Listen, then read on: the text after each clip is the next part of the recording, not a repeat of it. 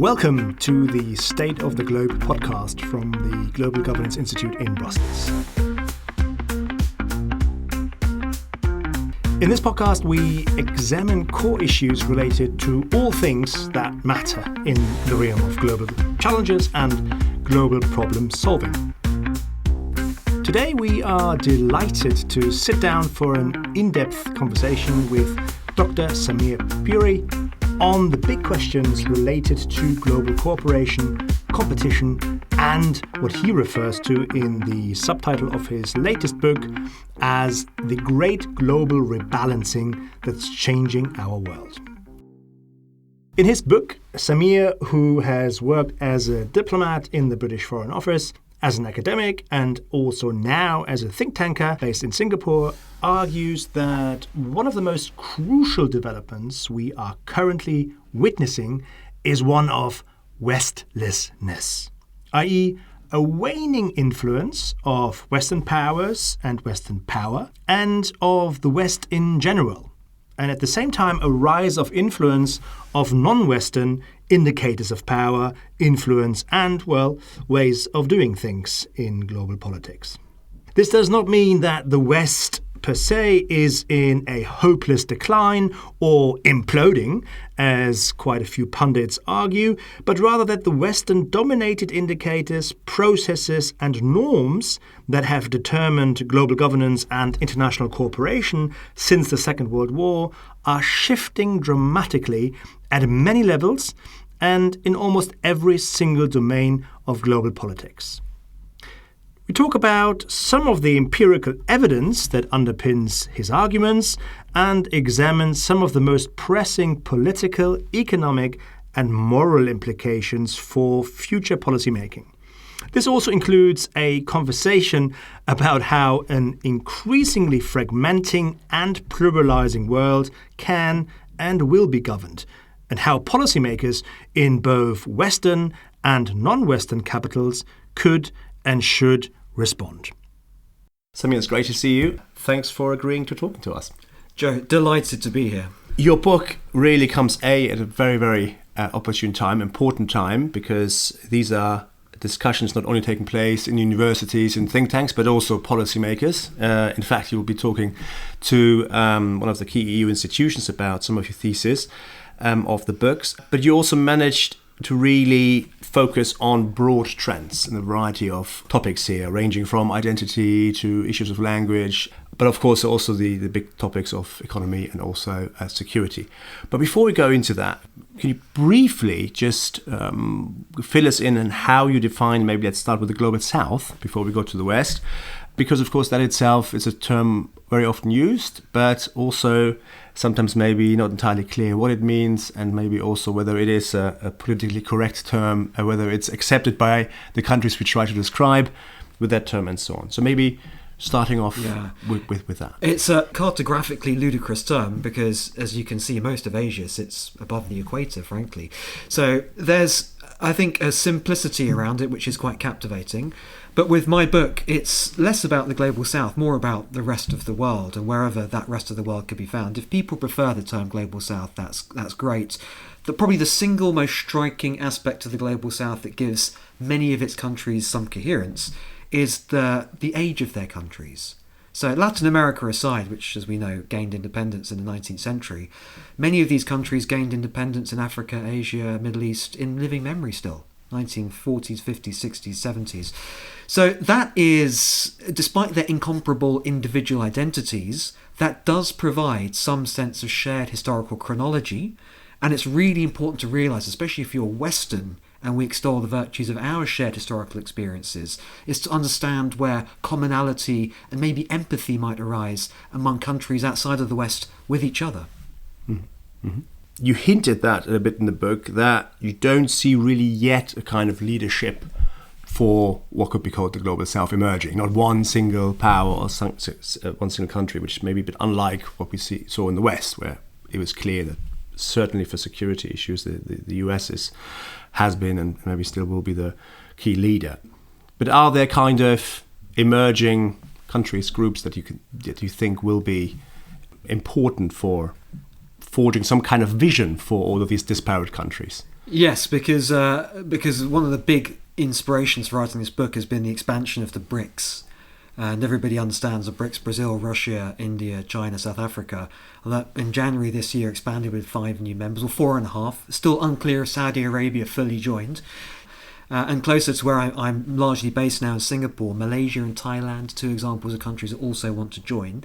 Now, what I think is interesting is avoiding the tendency to mirror image from our Western structures, which are actually quite legalistic. When you think of NATO and the EU in particular, the way we have forged blocks and commonality, collective defence, collective advantage, economies of scale, we've done it through a legalistic tradition where there's mutual obligation, there's legal penalty potentially for transgressing central codes and norms. That's how we understand this.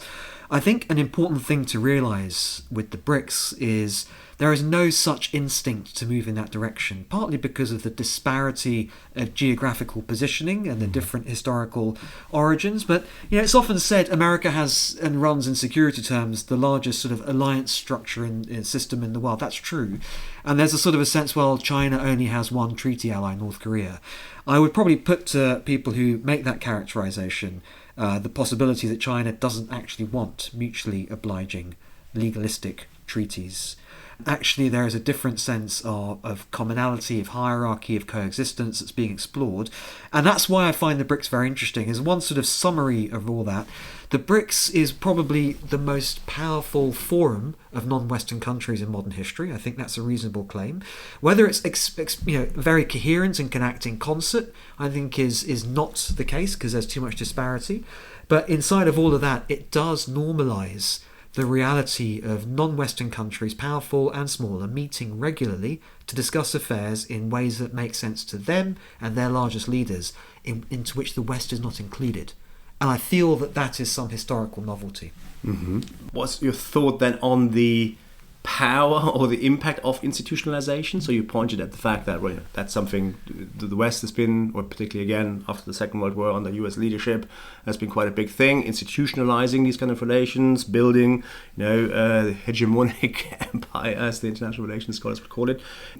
Is that something not needed anymore in the 21st century? Is that a weakness maybe for the BRICS and the Global South approach, or is the role of institutions per se maybe no longer that important? So I think there's something around political and legal philosophies that differ. I think clearly protection of private property rights and mutual obligation through law and all the rest of it, these are the foundations of how Europe has developed over the last several, since Napoleon, before Napoleon, everybody knows the history.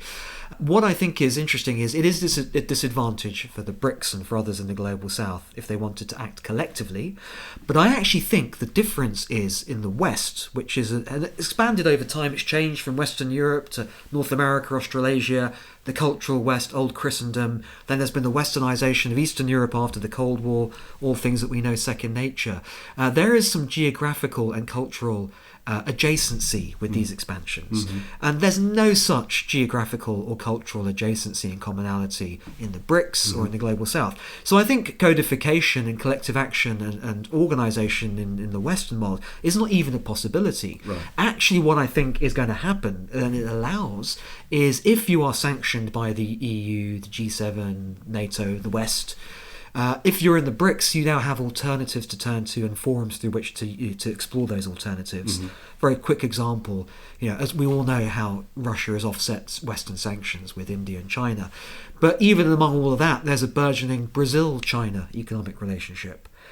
More because of Lula rather than Bolsonaro. So there's some political dynamics in Brazil that do explain that. But would that be able to be explored to this extent without this annual forum of the BRICS? And there's also university-to-university links, which I found out. Yeah. I document one of them in my book, between Chinese universities and Brazilian universities. Right. Little things at the grassroots level, which is not at the level of political and geopolitical sort of principal actor decision making. This is important because it normalises non-West to non-West cooperation that doesn't go through the West. And I feel, in my lifetime certainly, this feels like more of a historic novelty. Mm-hmm. Not having to go through Western institutions or to model yourself after Western institutions. And if you find yourself at loggerheads with the West, or you end up in an anti-Western, not merely a non-Western position, then your range of alternative options starts to multiply. Yeah, very interesting. Yeah, and the university cooperation also huge tool, this higher education diplomacy aspects. So we kind of tackled the term Global South. You also you dedicate a good chapter also with historical background to the West, and of course that's maybe important to know before we dive into the topic of Westlessness and what that actually means in practice. So can you just also briefly just summarize your understanding of the West? Yeah, so there's the old Christian West, to be very blunt about it, which of course it's the Franks, it's Charlemagne, it's all the history we know from medieval era sort of going forward. There's the colonial settlement West. We shouldn't shy away from the reality, of course, North America and Australasia and Canada. These are countries that have adopted their modern form through settler colonialism several hundred years ago, and are now thriving communities and societies in their own right. But culturally, that umbilical cord to the West matters. It's great to be in Australia and to talk to people about their Scottish heritage, right? Or Americans who have Dutch, French heritage, or Americans who buy golf courses in Scotland, not to name one famous example.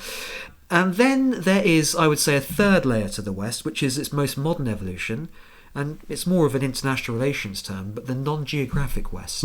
And I would certainly describe the G7 as part of this, which is now a very principal forum for the West to engage in collective action versus Russia, vis-a-vis China. Of course, Japan is the sole Asian country, and everyone knows Japan's story, the atomic bombs in 1945, the US occupation, General MacArthur till 1953, and then a very difficult initial post-war period of reconstruction in Japan, and then largely Japan's been ruled by one party, the LDP. So it's a very unique country. South Korea is certainly part of the non-geographic West, and two things to reflect on that. One is, I say this as a Brit of Asian heritage, Indian heritage. My family is actually born in East Africa, different parts of the British Empire, and I was born in London. Nairobi, right? Yeah, in Nairobi, yeah. My mother was born in Nairobi, and my parents originally, their parents were from Punjab. But the interesting thing, of course, with the West is the meritocracy that allows for people of different heritage, non-white heritages. So we've had Rishi Sunak in America, you've got Lloyd Austin, you had Colin Powell a few decades ago. These are novelties as they've come about in the 90s, 2000s, 2020s.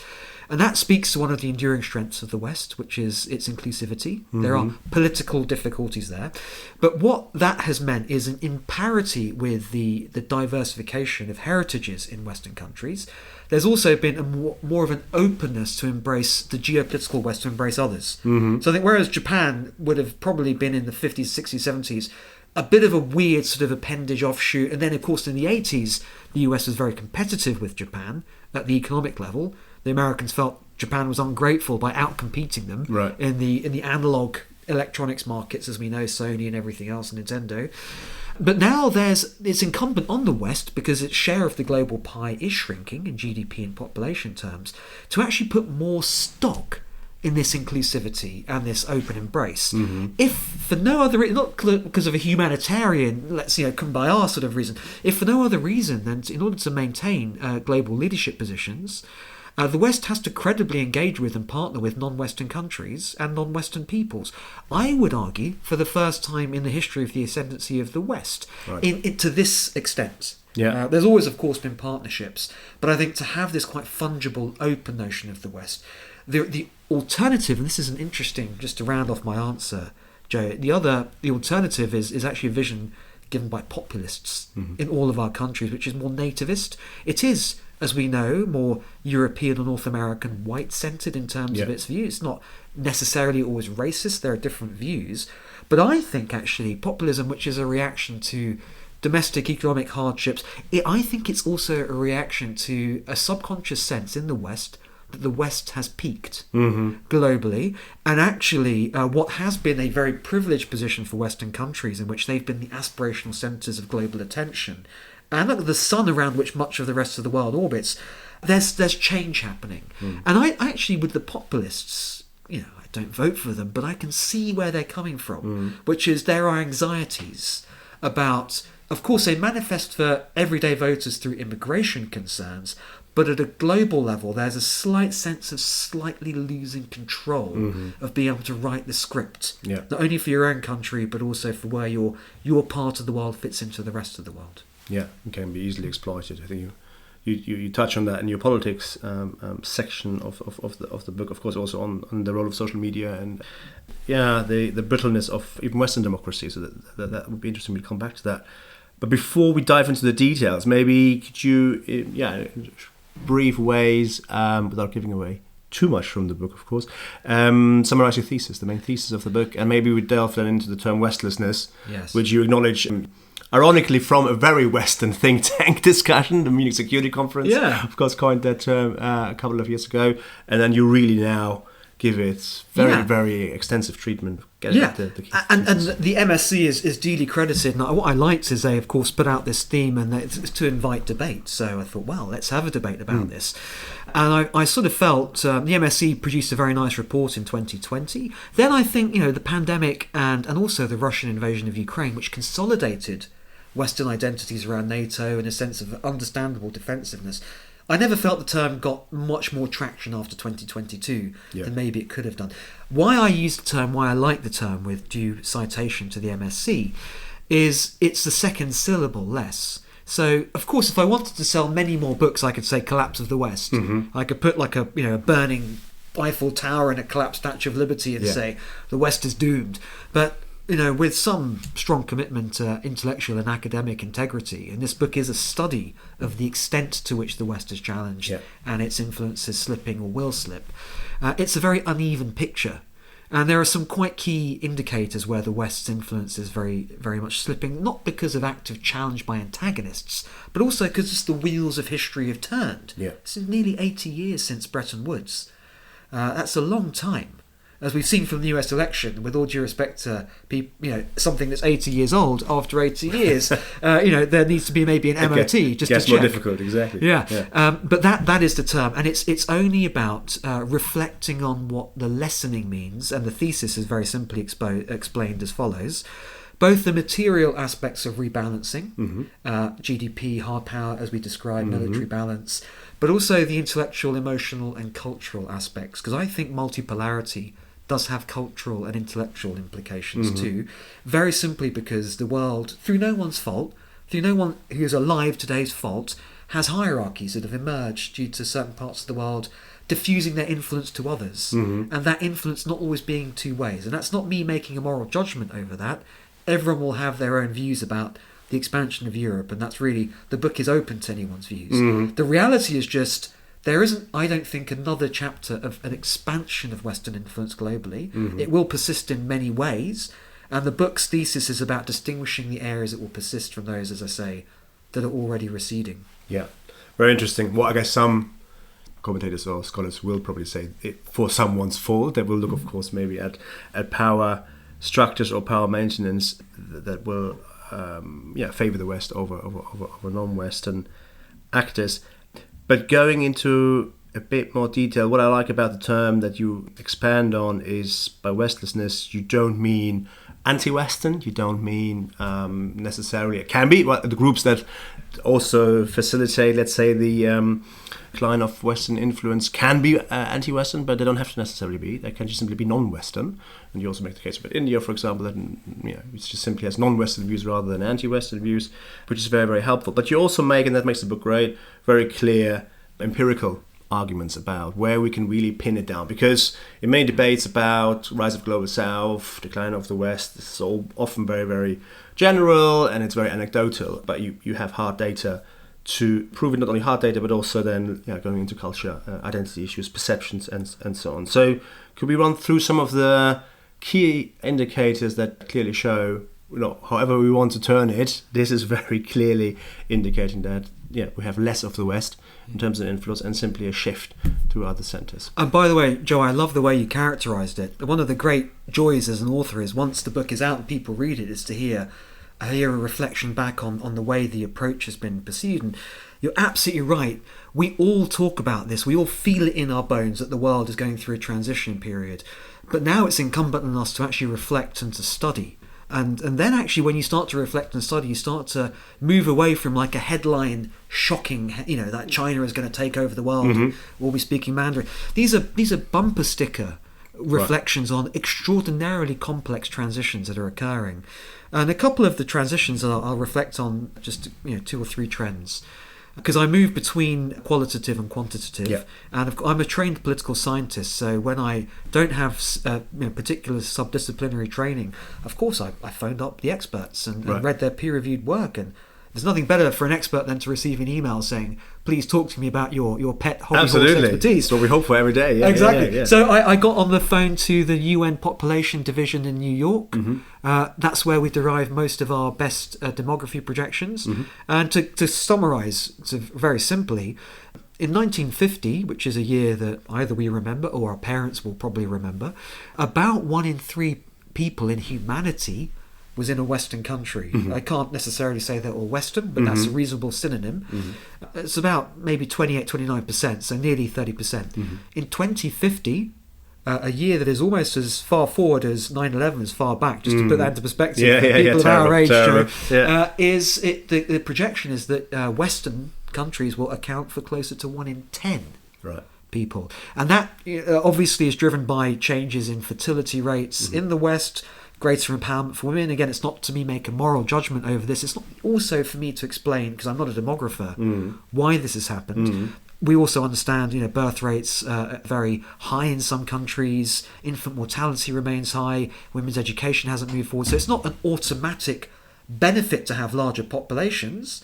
But with this metric is taken alongside many others. And when you take this metric alongside many others, I think it is profoundly important that as a percentage of the global population, Westerners, of which there'll be plenty, so don't listen to the populists about being overwhelmed and outnumbered, there'll be plenty, millions and millions of Westerners in Western countries, but as a share of the world population, it will be smaller than at any point that the data seems to record. And just one reflection on that trend before giving you another one, even if that doesn't amount to hard power and mobilisation of economic resources, too much else is contingent on emerging economies tapping large labour forces. Think about Spotify or publishers. Think about where profit will come from when emerging middle classes are vast. They are becoming vaster in Asia, as I've seen. Middle East isn't as populous, but still spending power goes up.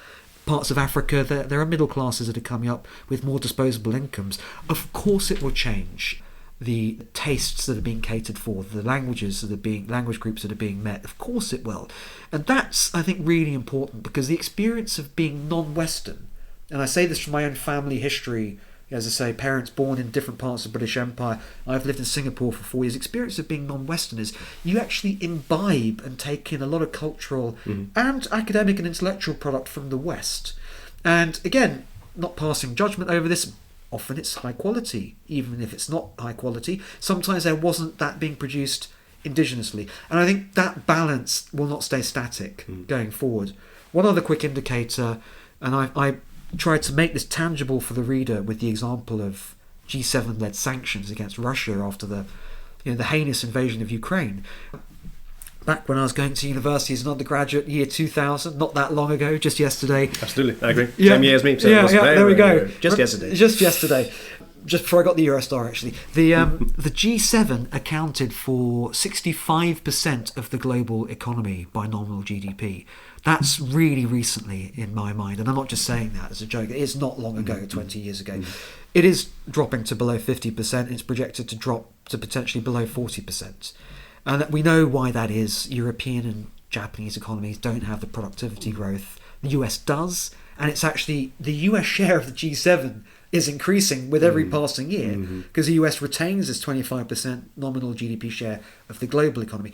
But the G7's collective economic clout, as we can see, cutting Russia off of G7, principally G7 market access, I think in the year 2000 would have been enough to totally cripple the Russian economy. India was nowhere to be seen in the top 10. China was still only just joining the WTO, or hadn't joined until 2001. So the one thing I would say is, talking about examples, Putin got so much wrong about this invasion, Ukrainian will to fight, just how much anger it's provoked and unity it's provoked to resist, Western willingness to back Ukraine morally with weapons. The West didn't replicate Kabul in 2021 and just cut and run.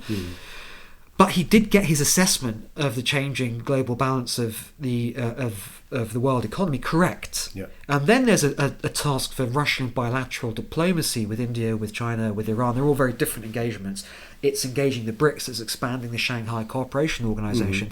I think there were too few people in the West when the sanctions were designed who I think were paying attention to how quickly the world economy has changed. Yeah. And even if sanctions busting, sanctions evasion is clamped down on, and the West does as much as it can in Brussels, London, USA, now substitution with non-Western markets counts for a lot more, and it's only going to grow. Yeah. The projections show the G7 to say dropping, and whatever other grouping you pick, they're catching up, and this is all part of this rebalancing. Yeah, the diversification of different buyers also for Russian goods is a big key problem. You also talk in terms of other trends about identity. You talk about entertainment. Also, that for us it was US Britpop. Maybe when we grew up, now it's K-pop. I see this with my children as well. They all want to go to Japan. They all want to go to South Korea in terms of the influence that has. But interestingly, you also talk about moral force. Clearly make a distinction. It's not necessarily soft power. Moral is about who can make or can justifiably stand as a moral force. And then, of course, you talk about the kind of decline of Western moral force, even though, plenty of work, of course, that whether the West ever had really strong moral force or it was just simply hypocrisy, that's an entire different debate. But that seems to be a very important debate. My worry a bit, and I can't find a direct answer in the book, is if we focus too much on, there's no more Western leadership or Western Western uniqueness in terms of moral force, but we don't have it yet on the global South, and we don't have really leadership and an alternative on how to strengthen these universal values and international humanitarian law. Where does it leave us? Where does this leave us in terms of the future of global governance? Yeah, I'm really pleased you brought up the issue of moral force. I think everyone is seeing this tested with every passing day when we watch more heartbreaking events around the world. And just to reflect very quickly on the moral force point, of course, this is cyclical. Criticism of America during Watergate in Vietnam before our time. It then gave way to a high point with the end of the Cold War. And this is where you and I remember, and probably cut our teeth, with humanitarian intervention. The West pursued self-interest, but it did so on the basis of bringing about a better world and reducing suffering. And there was debates about to intervene, not to intervene, but it was predicated not on simple power projection terms alone, but with a heavy moral side to it. It was severely tested in Iraq, and we know that some of it didn't recover. And of course, people around the world are very, very clear about the hypocrisy of the West, as you say. But what I think has happened, that's not new. You're quite right. What happens when the accusation of hypocrisy happens at the same time, correlates with a changing balance of global wealth and power? Then the people who feel the West is hypocritical or only acting self-interest and lying about the morality have a different platform from which to express that pushback.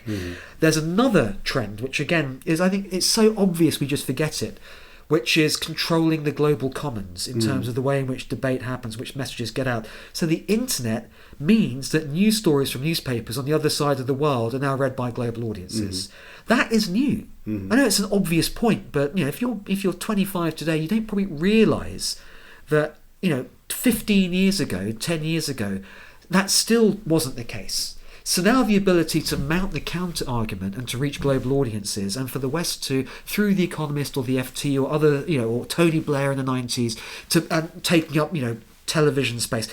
Yes, those messages will still get out, but they will be challenged. And South Africa, a country that was sanctioned for the pursuit of apartheid till the early 1990s, now, 30 years later, is helping to shift the moral debate globally. Whether the ICJ case goes anywhere doesn't matter. To me, that's a novelty, because South Africa is not a wealthy country. It is in the BRICS, and it's a member of the BRICS, and it's received message amplification from partners who either want to just do the Americans and the West down, or who genuinely feel for the Palestinians. And this leads me to the direct answer to your question, which is what's replacing it. One of the traditional failings of orthodox Western international relations, geopolitics scholarship is we of course focus on the world wars, we focus on the formation of the EU, we focus on the Cold War, we focus on the Holocaust and these sorts of episodes because they're proximate to us geographically and culturally, and they are the right things to focus on. those are not the proximate reference points, and those are not the interpretations held across the rest of the global south and other parts of the world. They're the power imbalances with Europeans in particular, going back a few hundred years, independent struggles, lives lost during the Cold War, maybe at the behest of having to join communist or capitalist camps. These are the stories that people hand down to their children. These are the stories of national history that exist in museums. I'm just thinking of museums I've been to recently in Hanoi or in Thailand, thinking about stories as they were told to me from my Indian and East African based heritage, which contradict the World War II anti-totalitarian victory stories I got from my British education, just because there's stories told by different people. So claims to morality and who should be defended based on those claims to morality, and how values should be applied and in which cases. I think the issue we have now is there are many more interpretations of this. Not all of them are legally codified. And just to conclude my answer, I share your concern about how this challenges the organisational underpinnings of the rules-based international order. I would say, even though I wasn't alive at the start of the Cold War, there was a lot of growing confidence in the strengthening of institutions and the strengthening of the applicability of norms in a linear fashion. So yes, the USSR vetoed or abstained from the Security Council. And after 1991, record number of Security Council resolutions passed. There's the illusion of unity.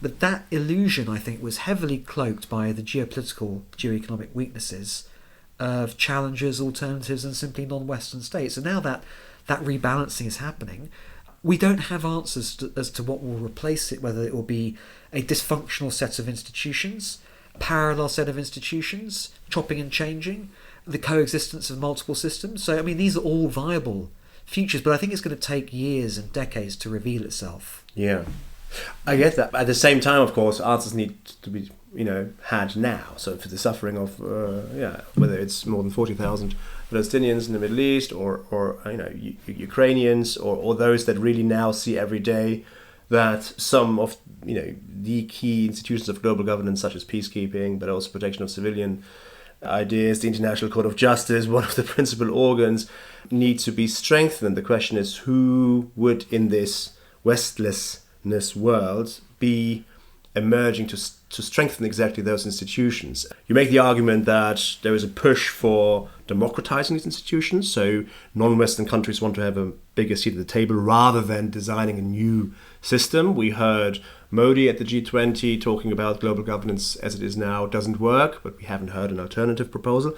We heard Lula, when he won the elections again, saying global governance like it's created now will not work. So there seems to be an alternativelessness in a sense, but a clear decline also of the West itself. And maybe we should also not be amiss that it's also the Western countries that are now undermining the UN very strongly, right? I mean, it is the weapon, to stay with the Middle East, it's the weapon exports of the US and Germany that maintain this entire situation to a certain extent, but it's also, I was in a variety of pieces that we've wrote, very critical of Germany, needlessly undermining the reputation and authority of the ICJ by saying this is an absurd case that South Africa is bringing. Well, it isn't absurd until we hear what the rulings of the judges will be, and that's still another 2 years down the road. So we see also that it's not even that it's just the non-Western countries all of a sudden kind of undermining or diluting, the post-1945 institutions. It's the Western countries themselves as well. They themselves, increase Westlessness of supported global governance. So the question would be, it would be very interesting to hear your thoughts. Where does that leave global governance in real terms? And, not only institutionally, but there seems to be a sense also of a clear lack of leadership on either side of those dynamics, right? Yeah. I'll just start with one very quick example from the news in the last couple of weeks, which is Britain transferring sovereignty of the Chagos Islands to Mauritius, which the push has come for many decades. We all know that after 1965, Mauritius gained independence from Britain, but they kept Diego Garcia, the US-UK base. But the ICJ ruling in 2019, obviously it's not legally binding, but it is actually, it ruled in favour of, this was an illegal separation. And then the UN General Assembly, again, not necessarily legally binding in a traditional sense, you can't enforce it, is what I mean. Most of the world backed the ICJ's view, and Britain's legal space started to run out. and it's chosen to renegotiate things and keep the base and to give it back. It's interesting that, that's a very interesting example of one Western country, individually not as powerful as it was, finding its space for manoeuvre shrink dramatically in this present day. And what I'd say about what we're going to see emerging is we're in a transition period, and something I try to look forward to in the book, and then I can go beyond it, is this less Western dominated world is still a novelty. So there's still the echoes, like a phantom limb, if you like, where overmatched Western control of the international system is still felt like a phantom limb, but it doesn't really exist in reality. Sometime in the 2030s and 2040s, a less Western-centric world will reach maturation.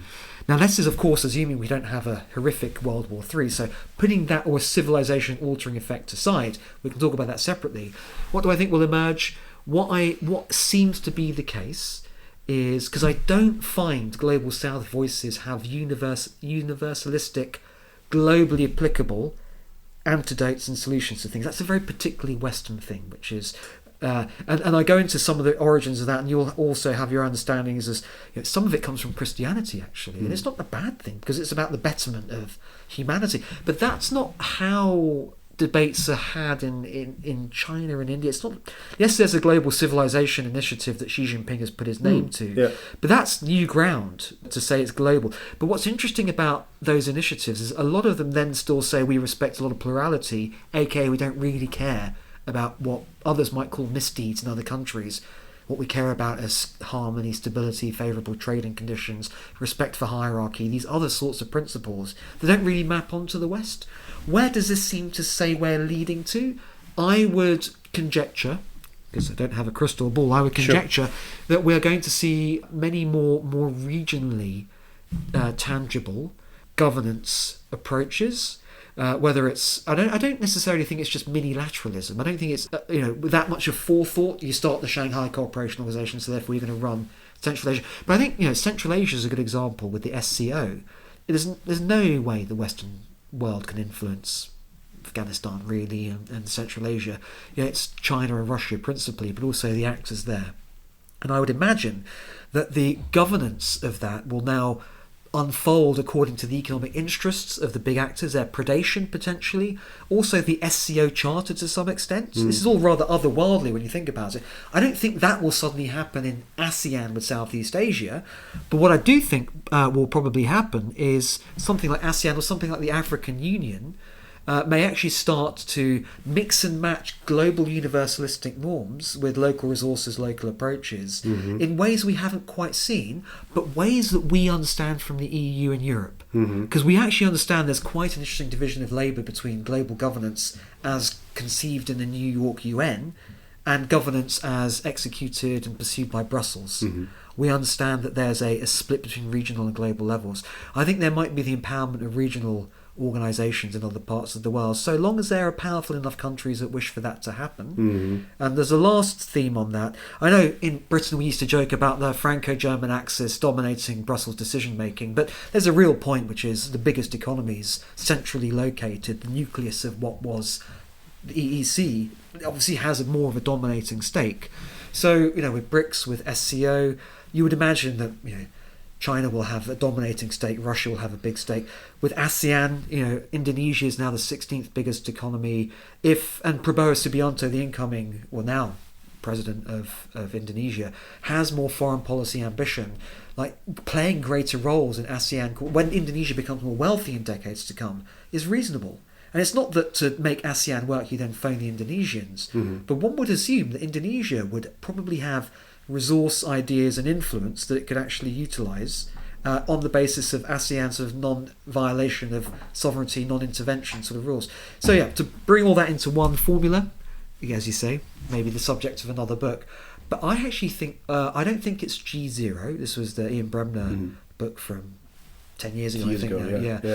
It's another neat phrase. I think it's likely more regionalism, but with hierarchical roles, not sovereign equality, hierarchical roles for the more dominating countries within those regions. That's interesting, because I would also agree with those that also see a decline of regionalism. So we see a decline of the European Union, we see internal challenges, we see not only the Hungary of the EU, but also in established original six of the EU. Italy is of course facing also democracy challenges. You mentioned the Franco-German axis. Both countries are massively battling both of the economic problems, but also their democracy is getting more and more fragile from the fringes in terms of challenges. And the African Union, with all its attempts, also seems to be getting split apart now by geopolitical rivalries. I think about ECOWAS as well, where countries are essentially now being prized away or prize themselves away. So I think there would have been, in a sense, a calming perspective that we maybe have rise of regions in the 90s that seemed plausible. But yeah, at the moment there also seems to be a regionalism-lessness going on. Yeah, and then, of course the counter-argument is that a lot of this is, for the West is picking trusting partners, not to turn them against China, but to try to reduce the lure of China. So there's the idea of more of a network set of alliances and partnerships, which I also subscribe to. But let's see, because I think there's a long way to go. We think about how much the world changed over the last 25 years. I think African Union's got a very grand plan. I can't remember if it's 2063 or 68. I read the document. Mm-hmm. But it's actually about integration, cross-border integration. And some of this will be tech-enabled. I do also think, as one last observation on this, I think you're right. There's always the problem of and the possibility of countries being prized apart by favourable partnerships from abroad or manipulated potentially. There's also what technology will mean for post-colonial borders. And I don't think there'll be a sudden overturning of colonially derived post-independence borders. Some of them remain very stable. Mm-hmm. And that's a remarkable thing when you think about the nature of how they were constructed. But I think there might be an erosion of borders through technology in decades to come. Right. Not only for the post-colonial world, even for Europeans as well. Just as we know, like information flows, cash flows, regulating those is a different sort of challenge. I don't think we'll have a borderless world. But I think when I think of regionalism, I'm also thinking about these sorts of trends as well. Right. But I agree with what you say.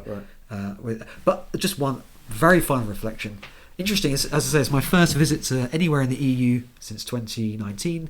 Very interested to hear your views on challenges in the European Union, which I only read about in the press.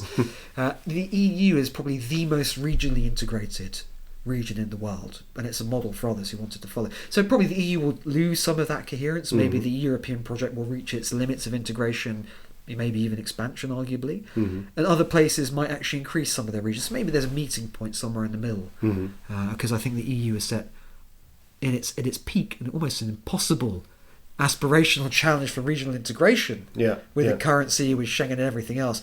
I don't think other places will be able to replicate that. Maybe the EU can't even replicate that in the future. No, and again, if then only through the threat of geopoliticization. I think that's where the enlargement discussions are heading right now. Maybe the final kind of aspect on what does that mean for the strategies in Western capitals, essentially, if we think about how to, in the light of the big global rebalancing, as the subtitle of the book is called, what is essentially should be the strategy for Western capitals. Can I go back to one aspect? What I kind of read between the pages is a bit of I don't know if it is a skepticism towards universalism or whether it's simply not what you wanted to focus on because you wanted to make clear, look, there are different perspectives, different views, and the more open we are and accept that there are different views, the better it will be essentially dealing with this rebalancing. But of course, from a global governance perspective now, there needs to be at some point a conversation of, and I think unapologetically and not naively,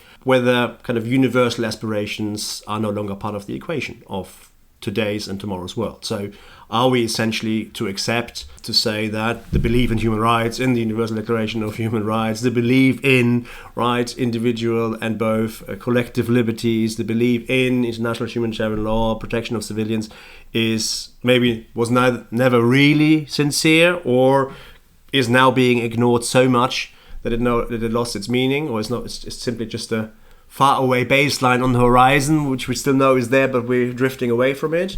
Or do we need to redouble the effort to, even in this kind of Westless world or Westlessning world, to somehow find the anchor of that conversation and action be brought forward? So I'm very interested in your thoughts on on universalism. Is it a healthy skepticism? Did you not believe in it? Do you think it is really just, it was a bit of a Western shield behind which core interests were simply being projected? What's your view on that? I love your question, and I probably do have an inbuilt skepticism towards universalism, probably because, and any author is a product of their own upbringing and heritage. I mean, not to go into my own background, but I was raised in a culturally Indian household, practicing Hindu parents, and I went to a Church of England high school in London, and they're mutually exclusive stories. You can't both believe in an afterlife and reincarnation. Right. And I had to these two stories had to occupy my head at the same time, right from as long as I can remember. I like both stories. Mm-hmm. I know that probably doesn't make me very theologically consistent, but I think it's sort of, there's an inbuilt sense, and even Hinduism is so pluralistic. Anyone who knows India, has been to India, understands that you go to Tamil Nadu, totally different from Haryana or Punjab or elsewhere. I am very comfortable with simultaneous differences, and because I've lived in Singapore for 4 years, which is a famously prosperous, rich, but unpolitically free country. Mm-hmm. And I've seen, of course, how people in Singapore react to excessive self-expression around politics on Twitter in other countries, or excessive protests against COVID measures, to take another example. And I've seen how satisfied Singaporeans are with their particular social contract. Mm-hmm. And I'm not telling you one's better than the other, again. I'm just telling you that aspiration to even partly westernise some aspects of other societies was probably always a little false. I think it actually derived from the colonial era, and it had a Christian rooting. It wasn't always self-interest. I do believe, and this is to another excellent point you raised, self-interest can exist in tandem with altruism. Mm-hmm. Sometimes different wings of the West, there's a missionary charitable aspect, which is actually quite pure in motivation, does want to help people who are suffering. Then there's a commercial, besuited businessman who comes afterwards and sells a load of stuff people don't need to people in Mexico or Sri Lanka or something like that. Both things can happen. Right. They're different facets of the West. To bring all that to a conclusion, I think often in Western scholarship and media, we still see the phrase, and our expectations that China or Russia or insert whichever name of country would democratize and follow more liberal political standards have been dashed. That's a reflection of a processing of the West in the Western mind of a post-Fukuyama moment, that it never panned out that way. And sadly, I don't think Fukuyama's book is fantastic, but it's a book of its time.